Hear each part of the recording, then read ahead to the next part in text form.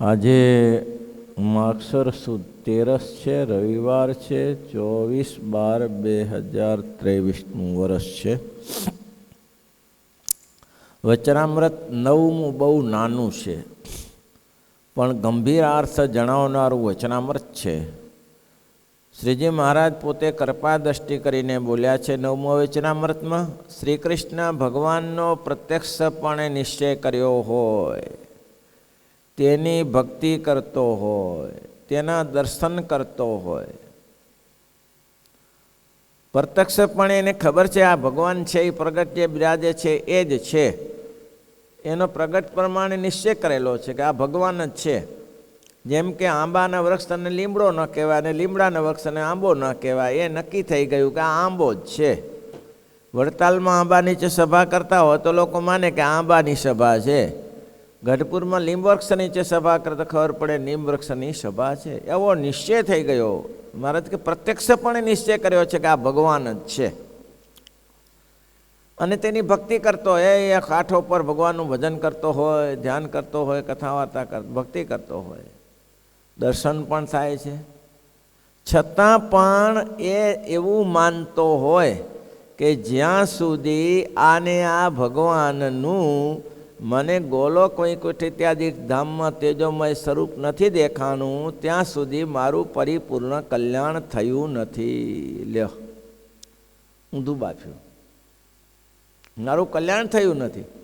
મહારાજ કે અલ્યા કલ્યાણ કરવા માટે તો અમે આ મનુષ્ય જન્મ ધારણ કરીએ છીએ. કલ્યાણ કરવા માટે જ આવીને અક્ષરધામમાંથી બેઠેલા સ્વરૂપ કલ્યાણ ના કરી શકે. કલ્યાણ કરવા મહારાજ જુનાગઢની બજારમાં પ્રવેશ કરતા હતા ત્યારે સરસ બોલ્યા ને કે પણ બેનો ઘાસના ભારા લઈને જતી હતી. એક બોલી કે ઉપરવાળાની દયા છે, તો કે તો એ સર્વત્ર પાથરેલો છે ને એ જ મહારાજ મારો વાલો દયાળુ છે. હવે ઉપરવાળો વરસાદ કરે છે, નીચેવાળો છે એ દરેક ઘાસ ઊભું કરે છે. મહારાજ કે એક બેન ઉપરવાળાને જાણે છે, એક નીચેવાળાને જાણે છે. પણ મહારાજ શોભાયાત્રામાં બેઠેલા નગરયાત્રામાં 9 ગજા હાથી ઉપર, એ મહારાજ કે એને જાણે છે ઉપરવાળાને, નીચે જાણે છે ત્યાં સુધીનું કલ્યાણ ના થાય, પણ આ વચ્ચેવાળાને જાણે તો એનું કલ્યાણ થાય. નિયમ કોણ બાંધે? ઉપરવાળો કંઈ નિયમ નથી બાંધતો, નીચેવાળો કલ્યાણ નિયમ નથી બાંધતો. આ જે પુરુષોત્તમ નારાયણ પ્રગટ થયા છે તે જ નિયમની બાંધી કરી આપે છે કે આટલા આટલા નિયમો પાડો તમે સુખી થશો. શિક્ષાપત્રી કે ગીતા લખવા માટે ઉપરથી ના આવે, એ જ્યારે મનુષ્ય જન્મ ધારણ કરે ત્યારે જ એને ઉત્તર થાય. અને એટલા જ માટે કીધું છે જન્મ સુધારવો હોય તો તમારે આ પૃથ્વી ઉપર જ એને જે પ્રગટ બિરાજે છે તેનું કામ કરી લેવાનું. પછી એના ચરિત્ર માઇક જણાતા હોય કે દિવ્ય જણાતા હોય, એ ભગવાનના ચરિત્ર ભલે માઇક જણાય કે દિવ્ય જણાય, પણ જીવનો મોક્ષ એના થકી થાય. ઉપરવાળા થકી ના થાય, નીચેવાળા થકી ના થાય. અને જે એ સમજી ગયો તેને કહ્યું ને સ્વામી કે જન્મ સુધાર્યો રે હો મારો, જન્મ સુધાર્યો રે હો મળિયા નટવર નંદ દુલારો, મળિયા નટવર જન્મ સુધાર્યો રે મો મારો, જન્મ સુધાર્યો રે. આટલી મોટી કરુણા કરીને કેવા મોટા ભગવાન મહારાજ કે કેટલા દૂર લાખ મણ લોઢાનો ઘોડો ત્યાંથી પડતો મૂકીએ તો પૃથ્વી ઉપર આવે ત્યારે રાઈના દાણા જેવો રે કે ના રે, એટલું અમારું અક્ષરધામ છે, ત્યાંથી અમે આવ્યા છીએ. આટલા મોટા ભગવાન છે. કેવા મોટા ભગવાન! અનંત કોટી બ્રહ્માંડની ઉત્પત્તિ સ્થિતિને પ્રલય જન્માદસ્ય યતોન્વયાદિ ચરત ચાર્થે સ્વભિઘ્ન સ્વરાટ, જેને બ્રહ્મ હૃદય આદિ કવયો ગાયંતી અસુરય, તેજો વારી મૃદમ યથા વિનિમયો યત્ર ત્રિસર્ગો મૃષા ધામના તેનો સદા નિરસ્ત કુહકમ સત્યમ પરમ ધીમહિ સત્યમ પરમ ધીમહિ. જેનાથી અનંત કોટી બ્રહ્માંડની ઉત્પત્તિ સ્થિતિને પ્રલય થાય છે અને તે પાછા પોતાના અંગ થકી નહીં, એક અક્ષરના રૂવાડા થકી અનંત કોટી બ્રહ્માંડની ઉત્પત્તિ સ્થિતિ કરે છે. આવા ભગવાન મોટા મળ્યા અને જીવ એની સામે હોઠ બાંધે. એના સામે કે હું ભગવાન થઈ જાઉં, શાથી મેળ બેસે? મેળ ક્યાંથી બેસે કયો? જરા એનો વિચાર કરીએ તો કલ્પના ના આવે. નિત્યાનંદ સ્વામી ઉમરેઠમાં, સુકાનંદ સ્વામી ઉમરેઠમાં, મુક્તાનંદ સ્વામી ઉમરેઠમાં. હવે મુક્તાનંદ સ્વામી તો પંડિતમાં ના આવે, ભણેલા ખરા. નિત્યાનંદ સ્વામી જેવા સંતો, એને મહારાજે ત્યાંથી ગઢપુરથી કાગળ લખીને કહ્યું કે તમે છે ને, મુક્તાનંદ સ્વામી તાત્કાલિક જ પોતાના સંતોની સાથે વડોદરા પહોંચી જાય, બહુ મુસીબત છે, સભા જીતવાની છે. હવે નિત્યાનંદ સ્વામી ના કહેવાય? સભા જીતવી હોય તો નિત્યાનંદ સ્વામી ના કહેવાય? વિદ્વાન તો એ હતા, દુનિયાના શિખર પર બેઠેલા હતા. દુનિયાનો કોઈ પંડિત નહોતો એવો કે એને સામે કોઈ કંઈ અડચણ કરી શકે, સામે પ્રશ્નોત્તરી કરી શકે. તો મહારાજે નિત્યાનંદ સ્વામીને કહ્યું કે તમે અમદાવાદ આવી જજો. અને મુક્તાનંદ સ્વામીના સંત મંડળ સાથે ત્યાં જ્યાં વડોદરામાં જાય. હવે મુક્તાનંદ સ્વામી કાંઈ વિદ્વાનોની સભામાં જીત કરે? ત્યારે શ્રીજી મહારાજ જ્યારે સ્વામી જાય ત્યારે કવિ હતા, સારા કવિ, પ્રકાંડ કવિ. આ કીર્તનો બધા બનાવ્યા છે. આ જન્મ સુધાર્યો ને એ બધા કીર્તનો કોને બનાવ્યા? વાલા રમઝમ કરતા કાન કરુણાયતે સે રે હો કીધી, કરુણાયતે સે રે. એ ભાવ જળ બુડતા બાય ગ્રાઈ લીધે, ભાવ જળ બુડતા બાય ગરી લીધે, જન્મા સુધાર્યો રે હો મારો જન્મ. અને એ કેવા દયાળુ ભગવાન જુઓ તો ખરા. સ્વામી એ કીર્તનમાં કેવું સરસ લખે છે, અતિશય કરુણા કરીને જન્મ સુધાર્યો. કેવા તો કે મુજ પર ઢળ કરે હો ઢળિયા, મુજ પર ઢળ કરે. આ કરુણા કરી ઘર બેઠા મળ્યા, કરુણા જન્મ સુધાર્યો રે હો મારો જન્મ સુધાર્યો. કીડી કુંજરનો મેલાપ જીવન જાણું છું, ક્યાં પુરુષો તમને ક્યાં કીડી, હાથીને કીડી ક્યાં. હવે એનું મિલન સ્વામિનારાયણ ભગવાન મુક્તાનંદ સ્વામી મુજ પર અઢળ કરે ઢળિયા. ક્યાં હું જીવ અને ક્યાં આ શિવ ભગવાન પુરુષોત્તમ નારાયણ. આવા મોટા ભગવાન જ્યારે પૃથ્વી ઉપર આવે છે ત્યારે ઉલટા અહીંયા એમ કે ઉપરવાળાનું દર્શન થાય તો પરિપૂર્ણ કલ્યાણ. મને અરે ઉપરવાળાનું દર્શન કરવું તો આને અહીંયા આવવાની શું જરૂર હતી? ત્યારે આ પૃથ્વી ઉપર કેમ આવ્યા? જીવોનો કલ્યાણ કરવા માટે આવ્યા.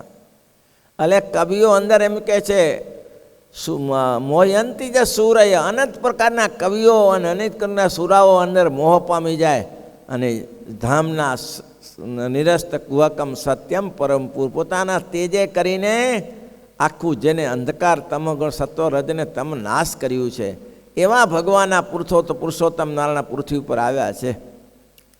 અને કેવા નાના નાના ચરિત્ર, કોઈને ગમે ન ગમે અને જવું હોય ને તારે એક જ ચપટીમાં રવાના થઈ જાય. અને એની શક્તિએ કરીને શું ના થાય? બોલો, શું ના થાય? કૃષ્ણ જીવન સ્વામી એની તાકાતે કરીને, ગોપાળાનંદ સ્વામીની તાકાત જુઓ, મુક્તાનંદ સ્વામીની તાકાત જુઓ, એની તાકાત જુઓ. મહારાજ કે હું તો, મુક્તાનંદ સ્વામી કે હું ક્યાં અને આ પુરુષોત્તમ નારાયણ ક્યાં. આપણે આગળ સાંભળી ગયા હતા, કૃષ્ણ જીવન સ્વામી જુનાગઢથી નીકળ્યા અને પૂજારીને કહ્યું જય સ્વામિનારાયણ. તો કે હવે મારે પાછું નથી આવવું. હો, કેમ સ્વામી પાછું નથી આવવું? ક્યાં જશો? બસ હવે નથી આવું પાછું. અને જ્યાં જ્યાં રસ્તામાં જાય તેને બધાને કહેતા જાય, હવે ભાઈ આપણે છે ને પાછું નથી આવું. હો, જેને સત્સંગ કરો એ આવી જજો, હું ગોખરવાડા છું. જેને સત્સંગ કરો એ ગોખરવાડો આવી જજો. હવે ગોખરવાળા બધાને બોલાવતા બોલાવતા ગયા કે ભાઈ જુઓ, બારસના જવું છે હો આપણે, બારસના. કેવી તાકાત એ પુરુષોત્તમ મુજ પર જ અઢળ કરે ઢળિયા, કરુણા કરી બહુ નામી મળ્યા, કરુણા કરી અતિશય મળ્યા મને. કેવી દયા જીવ ઉપર. ક્યાં પુરુષોત્તમ નારાયણ, ક્યાં એક કૃષ્ણ જીવન સ્વામી એની, પણ એની તાકાત જુઓ. અને ગોખરવાડા પહોંચી ગયા. બધા હરિભક્તોને કહેતા કહેતા ગામમાં ગાડા ઉપર બેસતા બેસતા ગોખરવાડા ગયા. ગોખરવાડામાં ગયા, એકાદશી આવી ગઈ. એકાદશીને કે ચાલો ત્યારે ગંગામાં સ્નાન કરીએ. બધા લોકો હરિભક્તોને લઈને ગંગામાં સ્નાન કરવા ગયા. એમાં મિસ્ત્રી પણ એક સાથે. મિસ્ત્રીને કે શું કરે છે? તો કે બસ સ્વામીજીઓ આપની આજ્ઞા. આજ્ઞા શું? પાલખી બનાવો, પાલખી આપણે કાલે જવું ધામમાં. અરે સ્વામી, પાલખી તો અત્યારે ના બનાવાય. કેમ? કાલે ધામમાં જવું છે ને. એ તો સ્વામી જ્યારે માણસનું મૃત્યુ થાય ને પછી પાલખી બનાવાય, પહેલી નહીં. અરે પહેલી બનાવી કે પાછી બનાવી, તું કાલે બનાવે અને હરખું ના આવે તો હું ધામમાં ગયા પછી તને કોણ કહેવા આવે કે આનો આ સુધારો કરવો જોઈએ? તું અહીંયા હું અત્યારે બેસી જવું તો ખબર પડે ને કેવી રીતે. મિસ્ત્રીએ પાલખી બનાવી, સ્વામી બેઠા. સ્વામી કે આ દાંડો જરા છોલી નાખ, લાગે માથે. બોલો, પાલખી તૈયાર કરી. અને બીજે દિવસે બારસ. સ્વામી કે બોલાવો બોલા નાના કવડ્યા મોટા અંકડી વાળ્યા બધાને ગોખરવાડામાં ત્યાં બધા. અને શીરો બનાવ્યો, બધાને જમાડ્યો. સ્વામી હાથે પીરસી પીસીને શીરો જમાડ્યો. જમો, પ્રેમથી જમો. અને સ્વામીએ જ્યારે 11:30-12 વાગ્યાને ચાલો બેસી જાઓ ધૂન કરવા, અને ધૂન કરવા બેસી ગયા. અને એવી ધૂન ચાલુ કરી, એવી સ્વામિનારાયણ સ્વામિનારાયણ ધૂન ચાલુ કરી. અને ધૂન જ્યારે પૂરી થઈને 12 વાગ્યા ત્યારે સ્વામી કહે જો હવે જો છેલ્લી ભરમણ. હવે છે ને ગોખરવાડાવાળા આગળ ચાલે, અંકેવાડિયાવાળા પાછળ. તમે કારણ કે હું ગોખરવાડામાં દેશ છોડું છું ને એટલે એ પાછળ ચાલશે. આ બધી ભરમ અને ગાજતે વાજતે હો ભાઈ, બધા વાજિત્ર બોલાવો, ગાજતે વાજતે લઈ જવાના. આવી તાકાત કોનામાં હોય? પુરુષોત્તમ નારાયણ. એ બ્રહ્માનંદ સ્વામી, મુક્તાનંદ સ્વામી મહારાજ, મુક્તાનંદ સ્વામીની તાકાત તો જુઓ સંતની. એક મુજ પર અઢળ કરે ઢળિયા વડોદરામાં ગયા. અને વડોદરામાં 10,000 વૈરાગ્યો ભેગા થયેલા અને તરવારો લઈને ઊભેલા. તરવારો લઈને ઊભેલા, પટ્ટા ખેડવા માટે બંદૂકો લઈને ઊભેલા. અને બીજી બાજુ મહારાજ મુક્તાનંદ સ્વામીને કે સ્વામી જરાય ચિંતા ન કરતા હો. દર્શન આપીને કહ્યું જરાય ચિંતા ન કરતા, અમે બેઠા છીએ, તમારામાં રહીને હું બોલાવીશ. અને એનેમાં હું, એને સામેવાળામાં હું જ બોલાવીશ, ચિંતા ન કરતા. એટલે આવી જુઓ તો દયા જુઓ કે એની કરુણા તો જુઓ. આ જગતમાં સત્સંગ કરવા માટે અને જેને સંકેલવું હોય તો 2 મિનિટમાં સંકેલીને રવાના થઈ જાય. આગલે દિવસે કહી દીધું બસ મારું પૂરું થઈ ગયું છે, મારું કામ પતી ગયું છે, હવે તમારે કાલે મારે જવું છે. લોકો રોવે કે રડે કે લોહીની ઉલટીઓ કરે કે પછી આંસુમાંથી લોહીના આંસુઓ પડે, પણ એક તટસ્થ નિર્ણય, બસ મારું કામ પરિપૂર્ણ થઈ ગયું છે. કંઈ વિચાર કર્યા સિવાય બસ નક્કી કરી દીધું. સવારમાં શીરો જમીને જાય. પાછું સવારે બ્રહ્મચારીને કે શીરો બનાવો. શીરો બનાવ્યો, મહારાજ જમ્યા. અને બસ 10:30-11 વાગ્યાનો સમય થયો ત્યારે પાછા અમુક સંતો, મુક્તાનંદ સ્વામીની ઈચ્છા હતી મહારાજનું દેવ વિસર્જન કેવી રીતે હોય છે એને બોલાવી લીધા. નિત્યાનંદ સ્વામીને બોલાવી લીધા. હવે ભજનાનંદ સ્વામીને બોલાયા, સુકાનંદ સ્વામીને બોલાયા. 4 સંતોને બોલાવી અને મહારાજે કહ્યું કરો ધૂન. હવે ધૂન કરીને જય સ્વામિનારાયણ કરે અંતર્વર્ષણ કરી જતાં વાર ન લાગે. તેમ છતાંય મહારાજ કે હું આવો મનુષ્ય જન્મ ધારણ કરીને તમારા કલ્યાણ કરું છું, અને તમે તો પાછી મારી એવી અપેક્ષા રાખો છો કે આને આ સ્વરૂપ છે એ ગોલોક વૈકુંઠમાં દેખાય, તમારી મૂર્ખામીનો કંઈ પાર છે? હવે મુક્તાનંદ નિત્યાનંદ સ્વામી સભા જીતે તો માનીએ, પણ મુક્તાનંદ સ્વામી સભામાં ડંકો ઉગાડી ગયા. અને ભાવપુરાણી કહ્યું ઉત્તર ઝાલા, ઉત્તર પૂર્ણ. અને આખા પંડિતોએ જય જયકાર કરી દીધો. સિયાજીરાવ સરકારે મુક્તાનંદ સ્વામીને હાર પહેરાવ્યો હોય એ શક્તિ કોની? એ પુરુષોત્તમ નારાયણની શક્તિ. એટલે મહારાજ કે એવો હું અક્ષરધામમાંથી અહીંયા આવ્યો છું, છતાંય તમને એની ગણતરી નથી જણાતી. અને તમે તે સ્વરૂપ, મહારાજ કે એવાની તો વાત જ સાંભળવી નહીં. એની તો મુખ થકી ભગવાનની વાત હોય તોય સાંભળવાની જરૂર નથી. એનાથી શું લાભ થાય? આવા મૂર્ખાઓ ભેગ અજ્ઞાની તો એમાં શું થાય? ભગવાનનું તેજોમય સ્વરૂપ ત્યાં દેખાણું નથી ત્યાં સુધી મારું પરિપૂર્ણ કલ્યાણ થયું નથી. એવી જેને અજ્ઞાન હોય તેના મુખ થકી ભગવાનની વાત પણ સાંભળવી નહીં. અને પ્રત્યક્ષ ભગવાનની વિશે જેને દ્રઢ નિષ્ઠા છે એનું દર્શન કરે છે, એનું દર્શન કરે છે. પ્રત્યક્ષ ભગવાનની જે નિષ્ઠા છે એનું દર્શન કરે છે. એનો નિશ્ચય છે તો મહારાજ કે એને પરિપૂર્ણ જ્ઞાન થઈ ચૂક્યું, એને કંઈ કરવા જેવું રહેતું નથી અને પોતાને પરિપૂર્ણ બીજું કંઈ નથી છતો તેને ભગવાન બલાત્કારે પોતાના અક્ષરધામ જણાવે દેખાડે છે. આ તો દેખાડે છે, ના દેખાડે તો શું ફેર પડે? ભગવાન પોતાના અક્ષરધામ ના દેખાડે કે ગોલોક વૈકુંઠ ના દેખાડે તો શું ફેર પડે? ભગવાન પણ મટી જાય, અક્ષરધામ મટી જશે? મારે કે એમાં કાંઈ ફેર નહીં પડે. તમે શું કરે અપેક્ષા રાખો છો? તમે અપેક્ષા શું કરે રાખો છો કે હું ભગવાનનું ધામ દેખું, હું ભગવાનનું તેજ દેખું?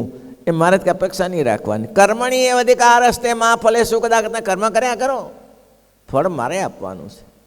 તમે કર્મ કર્યા કરો તમારી રીતે, એ હું પાછળ હું હિસાબ તમારો હું કરીશ. કરવું કંઈ નહીં અને પટલાઈ મોટી. ભાઈ કરવું કંઈ નહીં અને પટલાઈ મોટી. આનાથી શું થાય? સમાજ માની જાય. જાતે કરી બતાવો, જાતે કામ કરી બતાવો. કામ કરશો તો પાછળ તમારી પાછળ લોકો કરશે. મોટા મોટાએ આ કામ કર્યું છે. મોટા મોટા શ્રી વલ્લભ સ્વામી ભુજના ચોથા મહાન જ્યારે પેલા બાજરીને ઘઉં ખનીજમાંથી કાઢતા, પહેલાં તો ભતા નહીં ને ભોયરા બનાવતા, એમાં રાખતા અને વખિયા નાખીને દવા નાખીને બગડે નહીં એટલે કરે.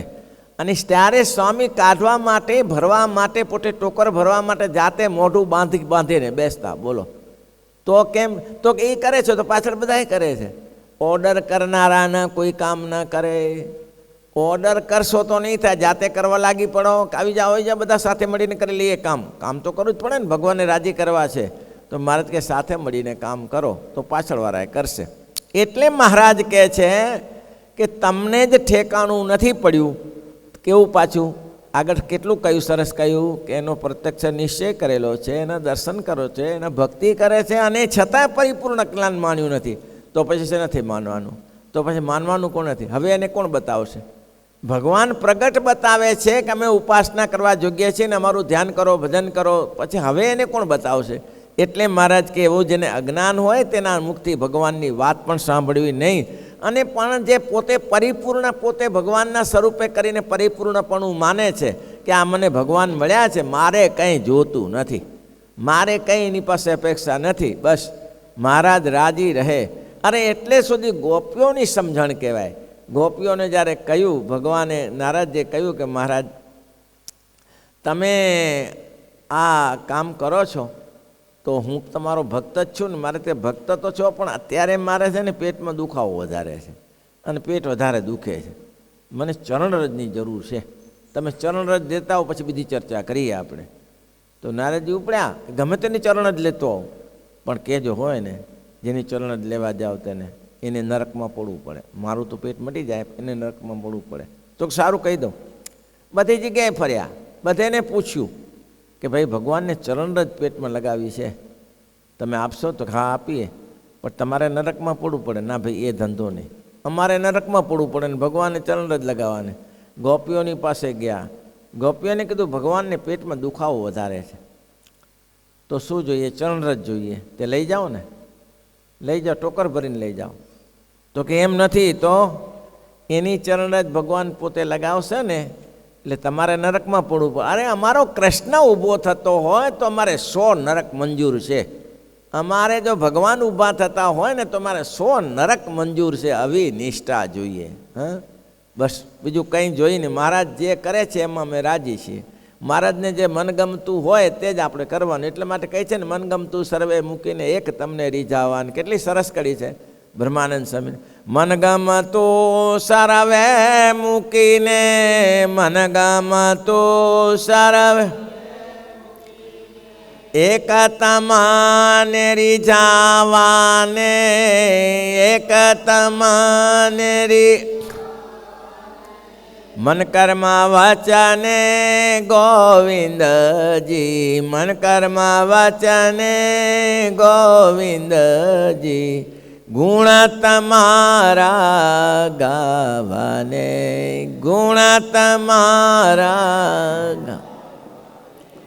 કાળુ મકવાણા કરિયાણામાં મહારાજ રાત્રે 9, 9:30, 10 વાગ્યાનો ટાઈમ થયો ત્યારે મહારાજે કીધું કાળુજી તો કે આપણે નદીએ જઈએ, સ્નાન કરવું છે, બહિર્ભૂમિ જવું છે. ચાલો મહારાજ. લોટો લીધો હાથમાં, જ્યાં બહિર્ભૂમિએ જઈને આવ્યા, બેઠા સ્નાન વિધિ કરીને. પછી મહારાજે કાળુ મકવાણાને કહ્યું કે કાળુ, તો કે હા, અહીંથી છે ને રામચંદ્ર અને જાનકીજી અહીંયાથી નીકળ્યા હતા. હા, તો એવું તો હોય નહીં, નીકળ્યા હતા. જોવું છે? હા, આપ મળ્યા એટલે બધું જોયેલું જ છે ને. હા, તમે મળ્યા એટલે બધું જોયેલું જ છે, નવું શું જોવાનું એમ મહારાજ? તમારી મૂર્તિમાં બધું આવી ગયું અમારે તો. ના ના ના ના, એમ નહીં મહારાજ, કે લ્યો બતાવું. અને શ્રીજી મહારાજે રામ લક્ષ્મણ જાનકીને ત્યાંથી જતા બતાવ્યા. હા, અહીંથી જતા બતાવ્યા. બોલો, આવું થયું. પછી મહારાજે કીધું, મકવાણાજી, તો કે હા, અહીંથી છે ને ભગવાન શ્રી કૃષ્ણ અશ્વમેધ યજ્ઞ કર્યો ને ત્યારે ઘોડો અહીંથી રવાનો કરેલો. હા, એવું તો હોય નહીં, હતું જ મહારાજ. પણ એ તો આપ કહો હોય સત્ય જ હોય ને ત્યારે કે મારે કે એમ સત્ય ના માની લેવાય. અને મહારાજે અશ્વમેધનો ઘોડો ત્યાંથી બતાવ્યો. બોલો, મહારાજ કે નથી ઈચ્છતા તેને બળાત્કારે. મહારાજ અહીંયા કહે છે ને કે જે ઈચ્છતો નથી તેને તો ભગવાન બળાત્કારે પોતાના ધામને વિશે પોતાને ઐશ્વર્ય અને મૂર્તિઓ દેખાડે છે. ઈચ્છતો નથી એને. ભગવાન પાસે ઉલટું હોય, માગે તેને કંઈ આપે નહીં, ના માગે તેને ડગલો કરી દે. અને એ તો આપણા ગ્રસ્તામાં એવું હોય ને, ત્યાગી જે શિષ્ય હોય ગુરુની પાસે વારઘડી માંગણી કરતો હોય, બાપજી મને આ જોઈને તે જોઈને, ગુરુ કે આવો ને આવો છે. અને એક કાંઈ ના માગતો હોય એના માટે એની પાસે બહુ વધારે વ્યવસ્થા કરતો હોય ને, કે આ કશું માગતો નથી ને, આ મારા બધા માગબીને તૂટી જાય છે, તો પહેલાંનું કાંઈક તો હિત કરવું જોશે ને પાછું. એટલે જે માગે તેને તો જીવન ગ્રસ્તાશ્રમીનો એક છોકરું માગ કરતું હોય ને એક કંઈ માગતું ને કામ જ કર્યા કરતું હોય, તો બાપની પ્રસન્નતા જે નથી માગતું એની ઉપર હોય. માગે એની ઉપર પ્રસન્નતા ન હોય, એ તો ગાવાના વાકે હતરવાના માગતા હોય. તો એટલા માટે ભગવાન કે જે નથી ઈચ્છતો તેને હું બળાત્કારે મારું ઐશ્વર્ય અને મારી મૂર્તિઓ તેને દેખાડું છું. પણ જે માગે છે તેને કાંઈ આપતો નથી. તે વચનામૃતમ શ્રીપતિમ શ્રીધરમ